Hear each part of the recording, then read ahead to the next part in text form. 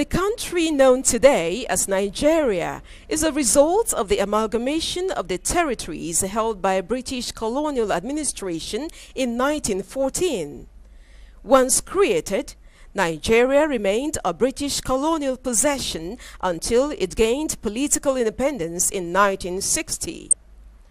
Since 1960, the country has witnessed, to date, only 3 civilian regimes, ruling for a total of 22 years.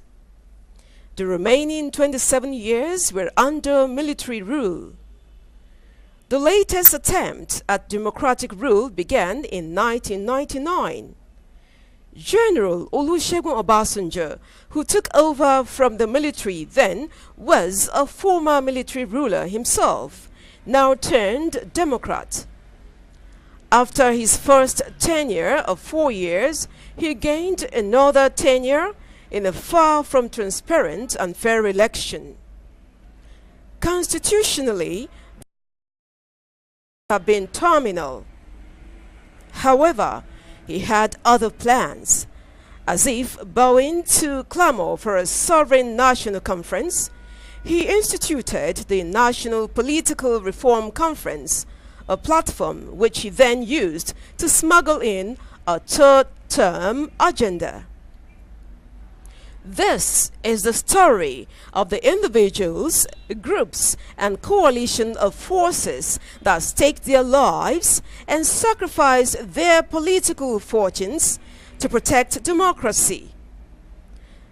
The defeat of the third-term agenda by these forces in the face of an overwhelming financial attraction and intimidations and harassment by state security illustrates the power of social action in deepening democracy.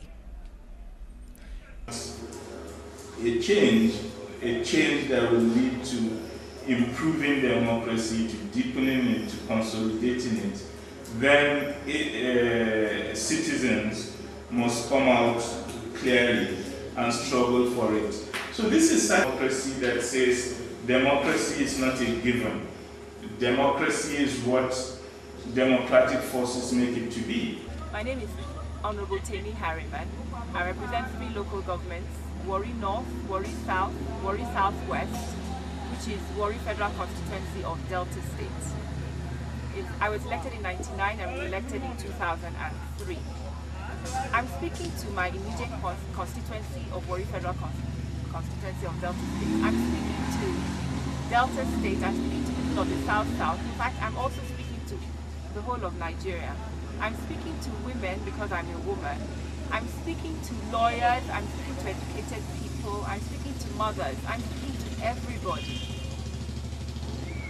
The reason why I was against the elongation of tenure, because I don't actually believe it was for a third term, I think it was for 12 years or more, was because I was against it as a matter of principle, morally and legally, by virtue of my educational background.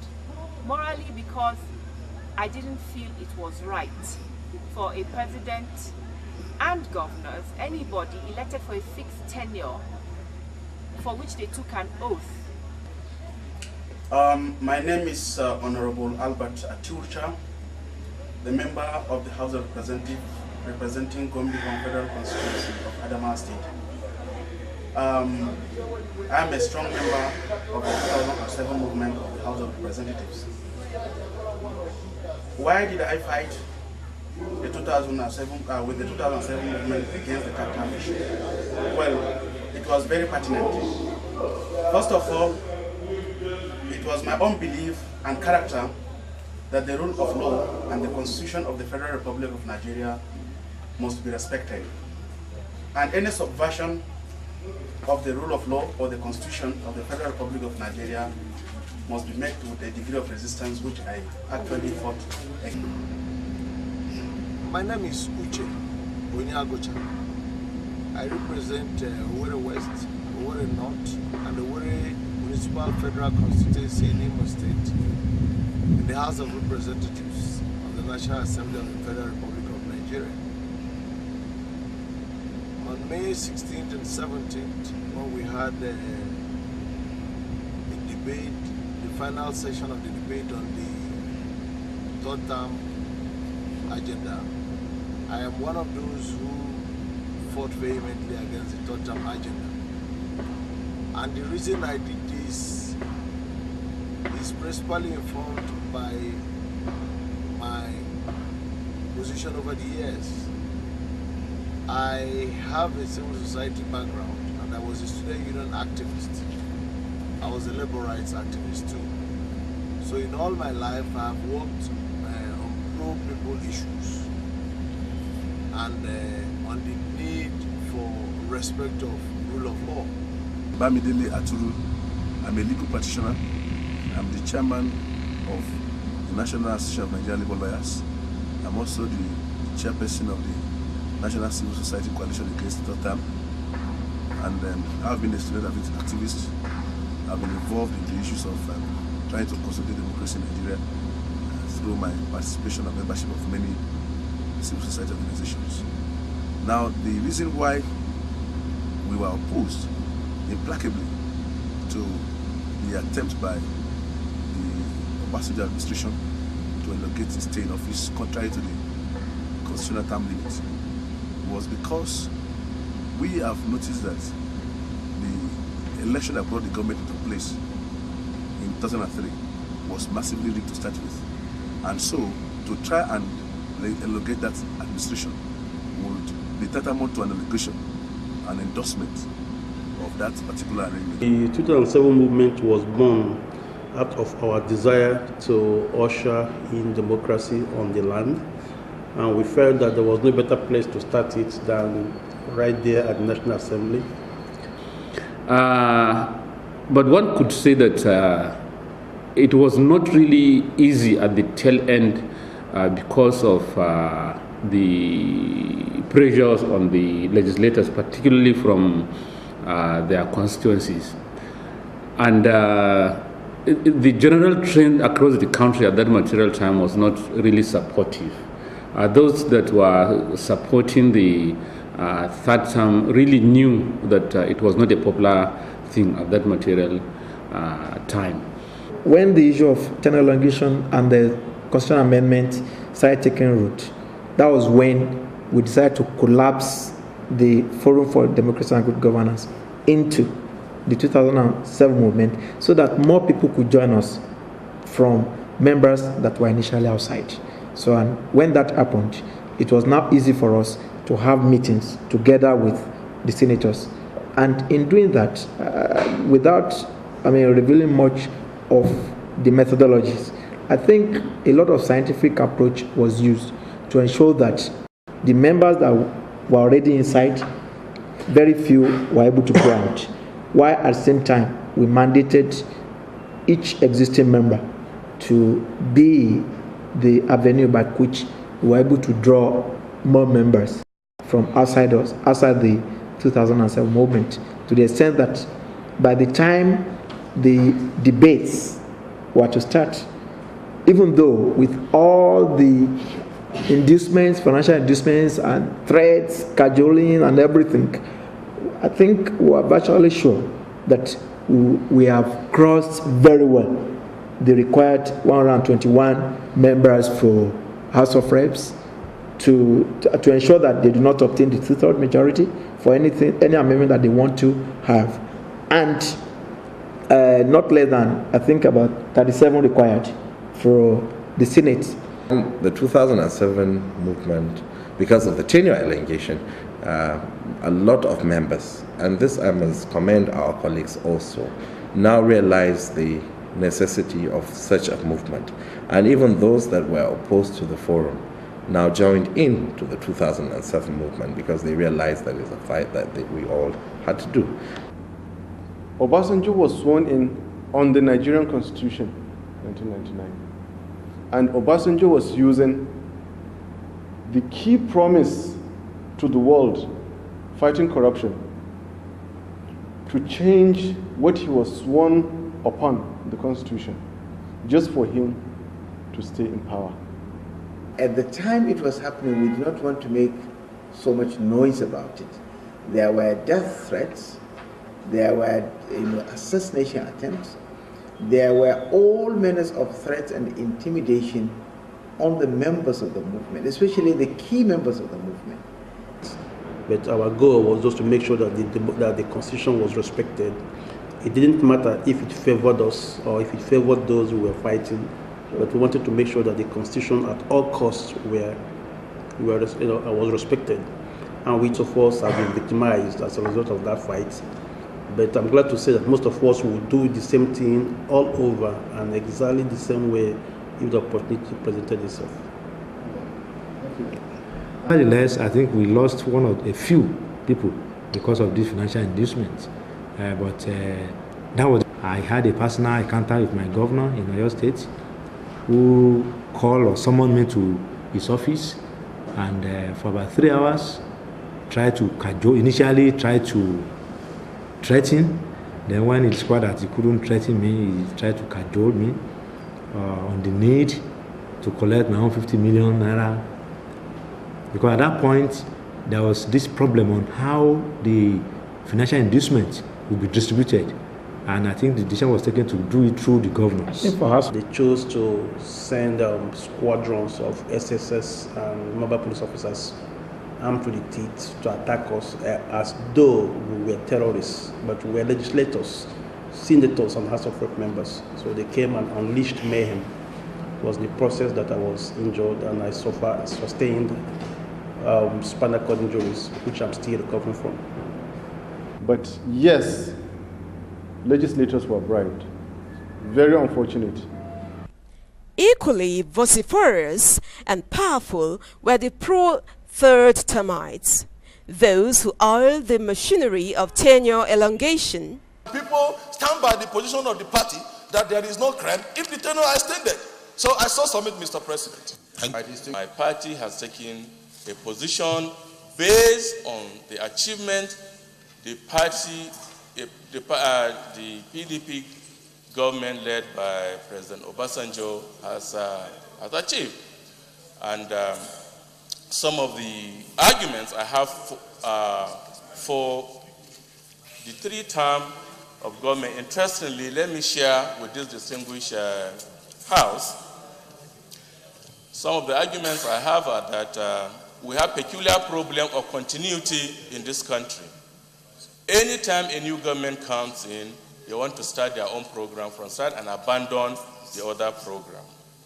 I was reminded of that. I was also reminded on all the gains of this PDP government. In particular, when this administration came, it is common knowledge that this Nigeria was a pariah state.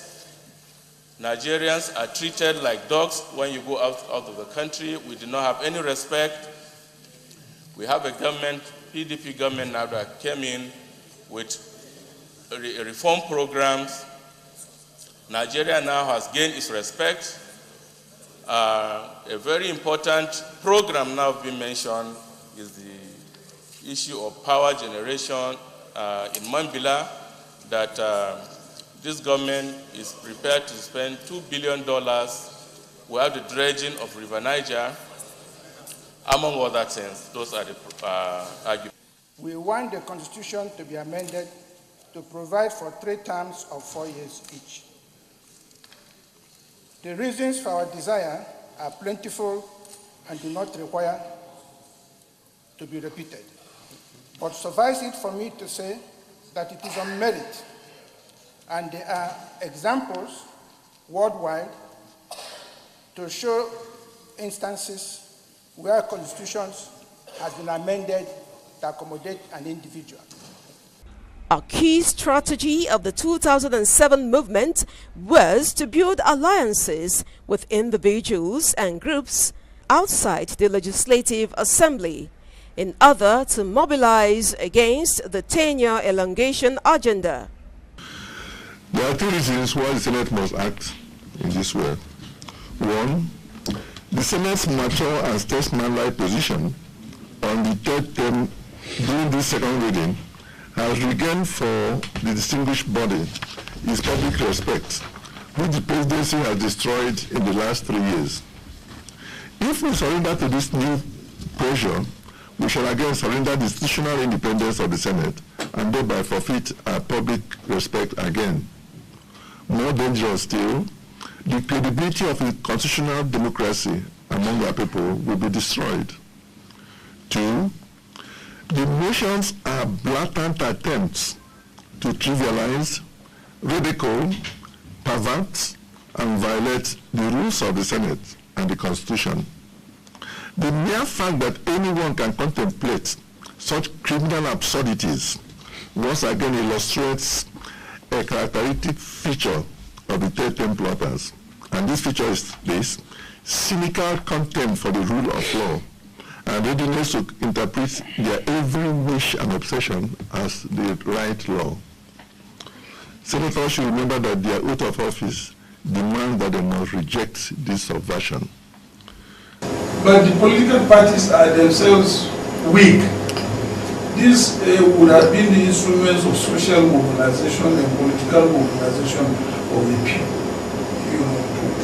to yearn, to fight, for this, to ensure the sustenance of this democratic process. But because the political parties are weak, that's why you seem to see the absence of that. Rather, we only see mostly the civil society, the professional groups. Just assume that there is something inherent in Nigeria that stops, catastrophes like this one to happen. I think that's the first point I would like to make.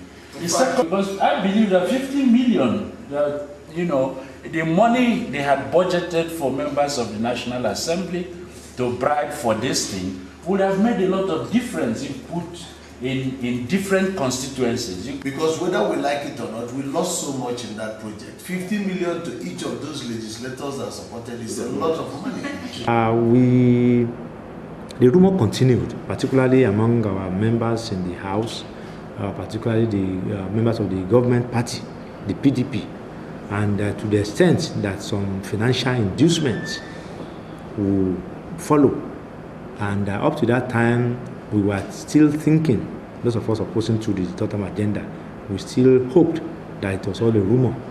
But I think the final point that the whole thing snowballed was when we got information that some corporate organizations, Transcorp and some oil companies had held a meeting and some money had been put aside for this project.